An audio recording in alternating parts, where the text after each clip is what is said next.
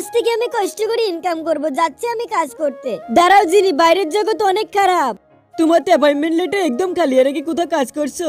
না স্যার, এটাই আমার প্রথম, কিন্তু আমি মন দিয়ে কাজ করব। আমার চাকরিটা কি দিবেন? ঠিক আছে, তোমার চাকরি ডান।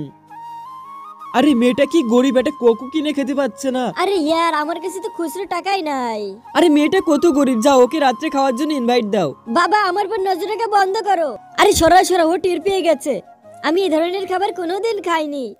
মেয়েটা কত গরিব, এই সামান্য অল্প টাকার খাবারগুলোও খায়নি। জিনি, চলো তোমার বাসায় লাভিয়ে দিচ্ছি।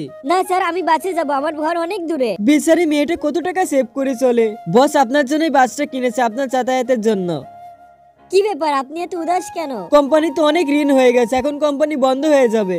বাবা, আমাদের কোম্পানির ব্যাংকে তাড়াতাড়ি 10 কোটি টাকা ঢুকিয়ে দাও। আরে সত্যি সত্যি তো 10 কোটি এসেছে। আচ্ছা, তোমার বাবা কি করেন? উনি এই শহরের একজন বড় বিজনেসম্যান।